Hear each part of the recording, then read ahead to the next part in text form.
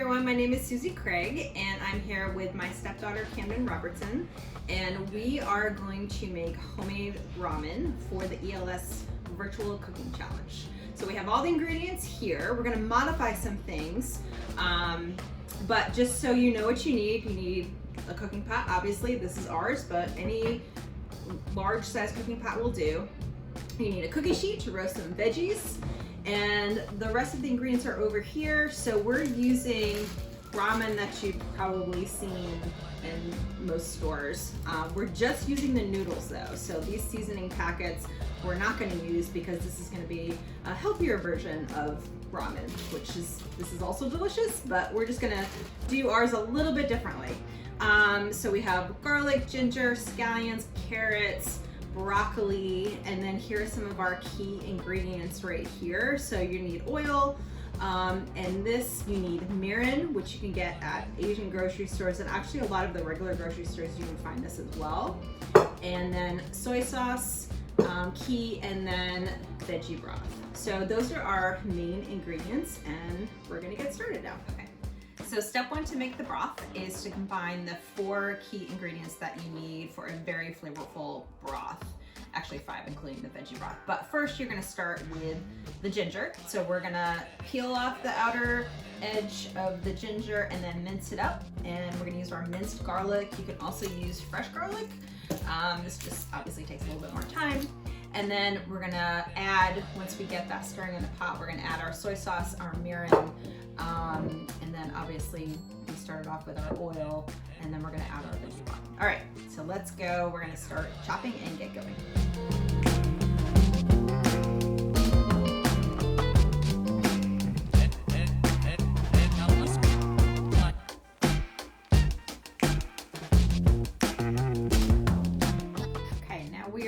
To cut up our veggies so that we roast them, because the veggies actually go in the broth after the broth is all cooked.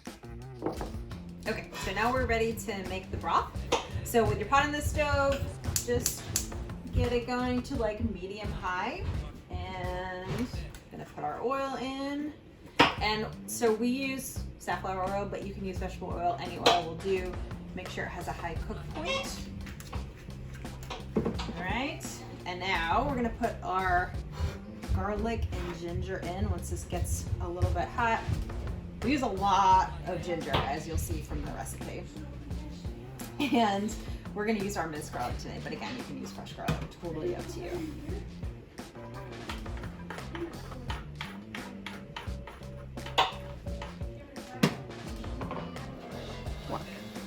Okay, so now in the pot, we just have our garlic and our ginger. So that was 9 teaspoons of garlic and 6 teaspoons of ginger.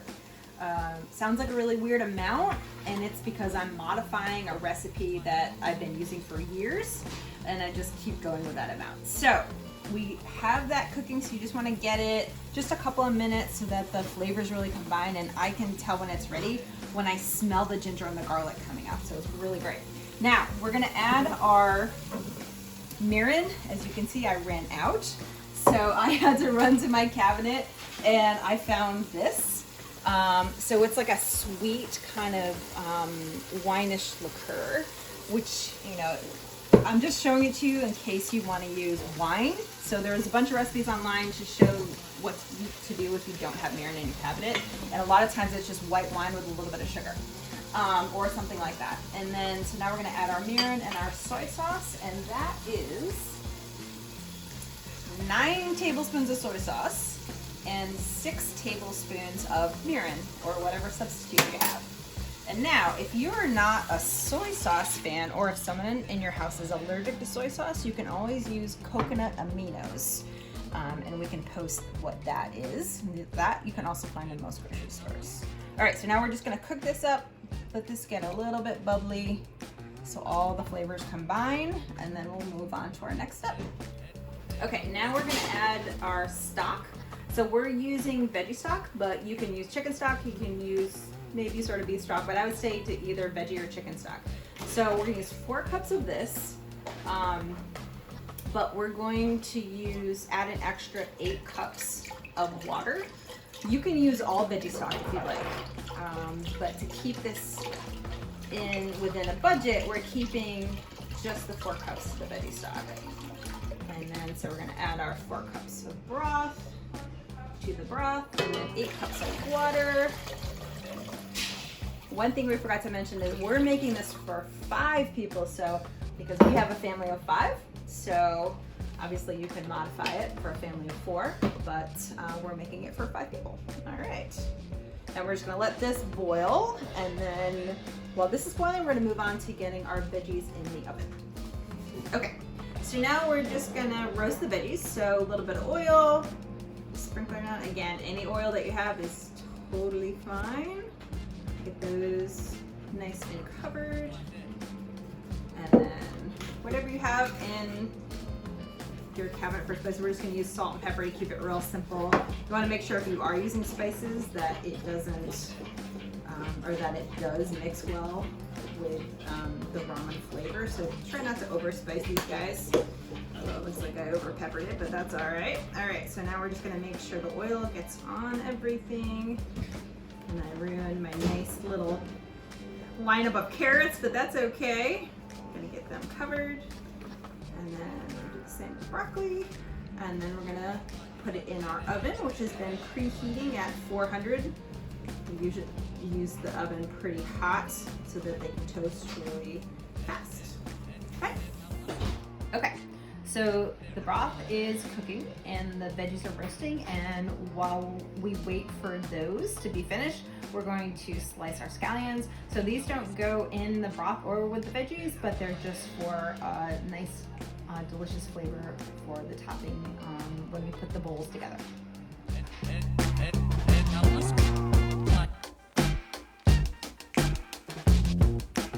Okay, so as you can see, the veggies have been roasting a little bit over 13 minutes, so we're just gonna check on them. And we roasted them at 400. You can do them for, you know, a lower oven temp, but it'll just take you longer. So we're just checking on these. Probably gonna give it another 5 or 6 minutes. Turn them over a little bit. Just want them looking good and a little bit crispy if you can get them. All right. Try to get the veggies so they're all touching the bottom of the pan. That's why I do a little roast up really nice. Okay. Okay, looks like our roasted veggies are good to go. Oh, those look really good. So we're gonna pull these out and get them ready for people to put in their ramen. What's really fun about ramen is it's a bit of a DIY, so you put some of the ingredients out and people add them depending on what they want to eat. But now we're going to move on to, now that the broth is ready as well, we're going to get our bowls ready. So as you can see, we actually don't cook the noodles. The noodles cook in the broth in the bowls that people eat out of. So kind of fun. All right, let's go. Okay. So we're almost done, and for this part it's really helpful to work with someone else to take the ramen out of the pot and put them in the bowls because like I said before, the noodles actually cook in the bowls that people eat out of, so the serving bowls. So I have my stepson here, Tag, he's gonna help me. So I just turned off the oven, so in other words this broth is really super hot, almost to boiling, which is totally fine. All right, so we're gonna ladle in the broth, and you wanna make sure that you are covering, even almost covering the noodles, and then Tag's going to cover the whole bowl to keep all that steam and that heat in, and then we're gonna do the same for the rest of the bowls. Okay, so our noodles have been sitting in the ramen broth for about 5 minutes, covered, obviously. So we're just gonna check on them, and if you just pull them apart, you can see that they are ready to go. Now, here's where it gets fun.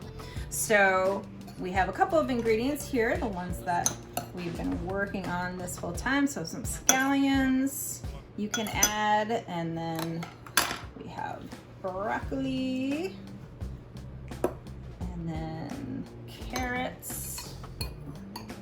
what's really, really great about ramen is you can add so many different ingredients that you have on hand, or your favorite ingredients like hard-boiled eggs. Obviously you can cook up some chicken or any other type of meat you can add to it, mushrooms, any of your favorite vegetables. But what's really great about this is you make all those items separately, and then that way if you have a couple of vegetarians in the house, a couple of meat eaters in the house, everybody can add what they want. Or people, maybe someone doesn't like roasted corn, but you made roasted corn, and so they don't have to eat it, they can put in the bowls whatever their favorites are. So these are ready to eat. We're gonna dig in, and I hope you enjoyed our homemade ramen, and thanks for watching.